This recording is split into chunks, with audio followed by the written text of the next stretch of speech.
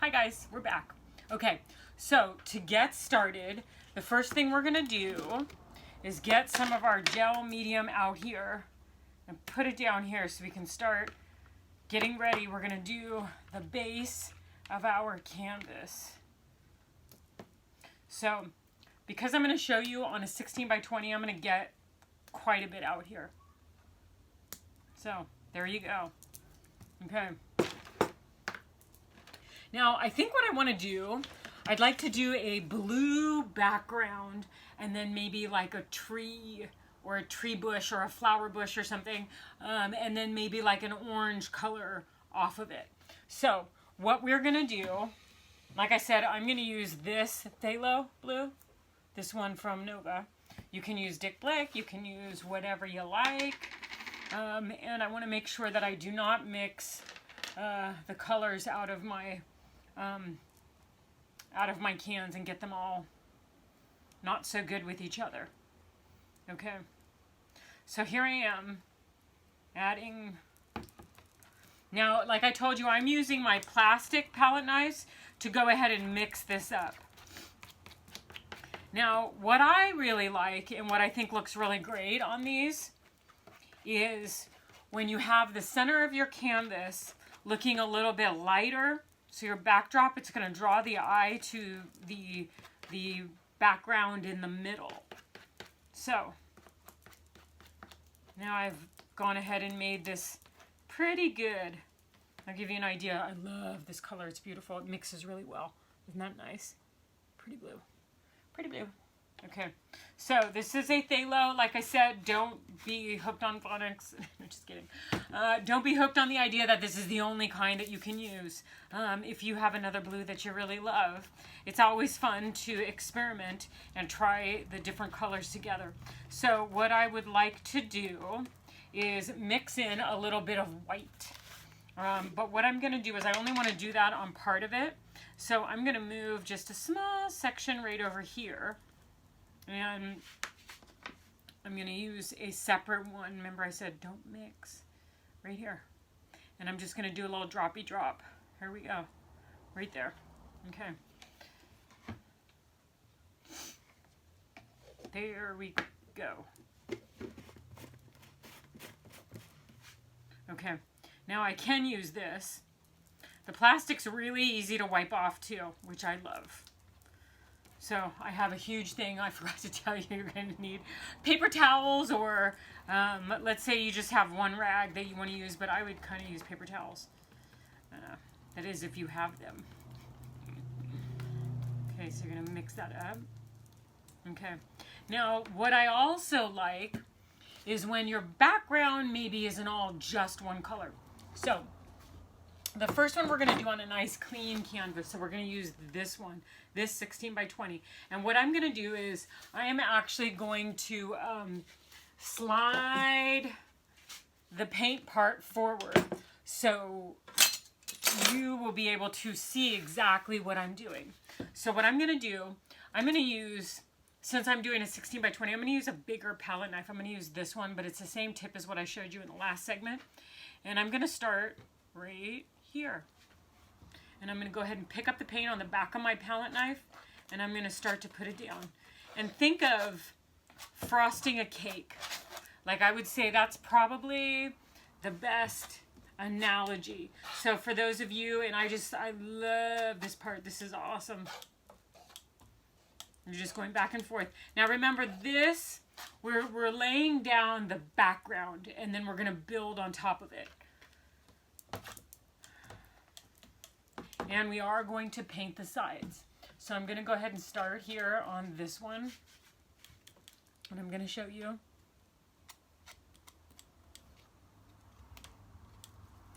And you'll start to see how you can just kind of whoop.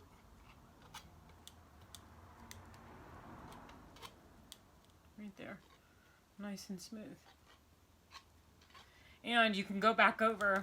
If you don't have enough stuff, it's like, this is really fun to do because if you like frosting, that's kind of what it reminds me of to a certain extent, especially on this level. Okay, so I'm going to go ahead and do the top right up here.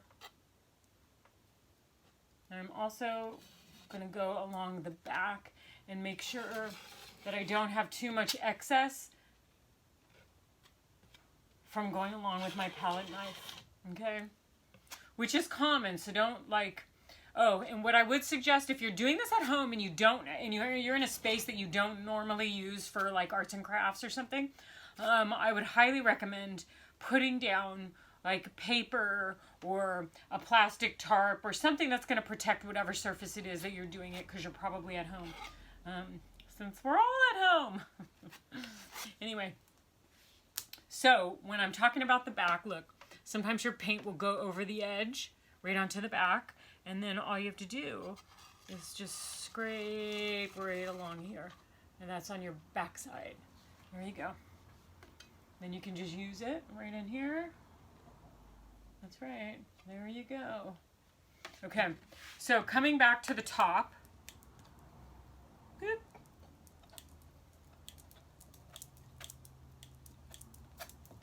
Okay, now I'm going to start mixing in a little bit of the light blue with the dark blue, meaning a little bit of the one that has a little more of the white in it. So, just right like this. And what I like is seeing the difference in the color and seeing it change, so you don't have one, even though we started with one color, it's not going to stay like that. It is going to stay with one color. It's going to be different shades of that color, I should say.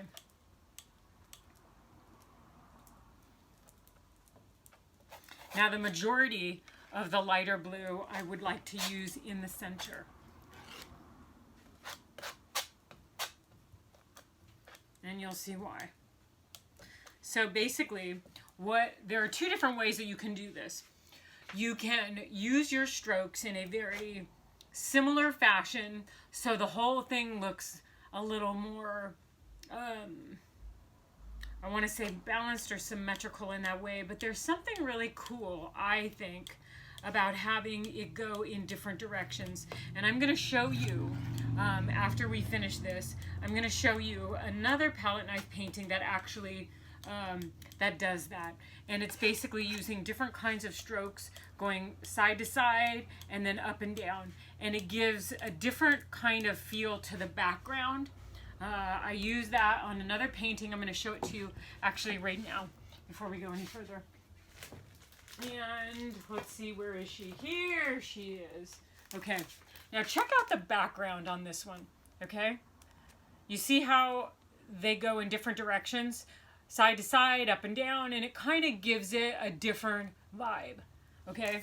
You can do that with this. So this is where your creativity comes in. So this is your chance to go ahead and make this background the way that you want it to be. So I'm going to go ahead and get over here. Now, if you don't like getting paint on your hands, you are welcome to wear, gloves. Maybe I should. I don't usually, because it doesn't really bother me too much, but I kind of just get into it, and I'll just wipe it off afterwards. But if you're sensitive to paint, then maybe you would want to do it in a different way. So as you can see, I'm going in one direction, and then I'll go like this. Now with this particular palette knife, you can go, as you can see, the length of the palette knife on the side is the width of the stroke that it's going to be.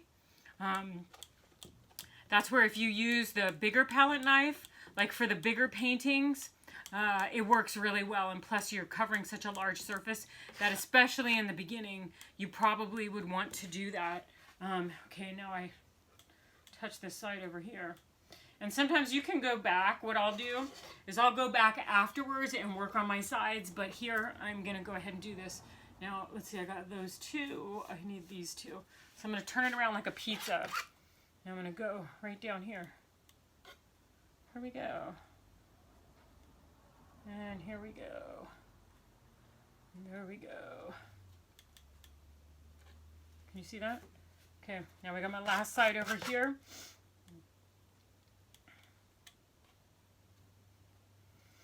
And what I would really recommend is play around with it. Like in the beginning, especially, just play around with it and see how you like with your strokes. See how you like it. Like, do you like it short strokes or do you like it longer strokes? Do you like it to be thicker or less or much thinner? You know, you can do more thin strokes and use another color on top of it. Now I'm going to show you what that surface looks like. Okay, so for this one, now I've shown you how you can do the strokes in the different directions, right? So you can go this way, you can go this way, and you see what kind of a texture that is going to give you, that's going to be in the background.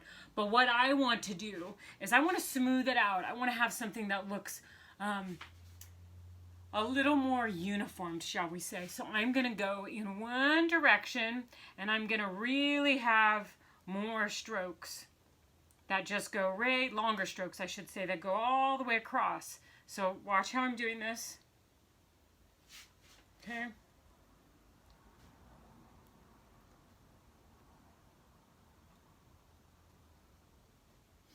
I'm going to show you something else that I'm going to do. Because we want to do a tree. I want the background of the tree to kind of be highlighted. And that would be in the center. Remember I was talking about that, more of the white in there? So I want it to be even more. So what I want to do, is wipe off my hands first. What I want to do is add just a little more white in the center area. And then I'm going to use the knife to go ahead and blend it. I'm going to do it like this. I'm going to drop it right in here like this. Okay? I want a lot right in here. So let's just kind of go with this for a minute. Okay. Now watch what this does. Can you see? Love this effect. Okay?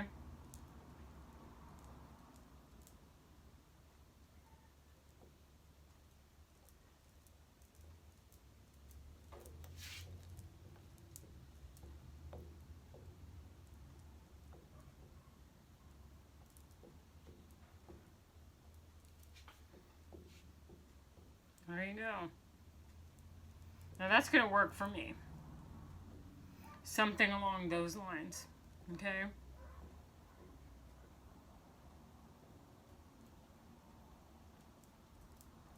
Cool. Groovy.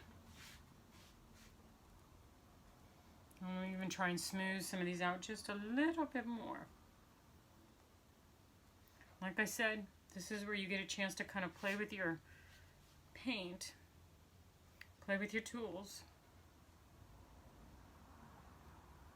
and find what you really, really like, because everybody's going to be a little bit different, and that is a good thing. Okay, so now I am going to go ahead and let this dry. That is what we're going to need to do at this point. So basically, set your stuff down. It'll probably take 20 minutes, maybe a half hour. And then we're going to come back and we're going to start with the rest of it. So I will see you in the next section and we'll keep going. Okay, ciao for now.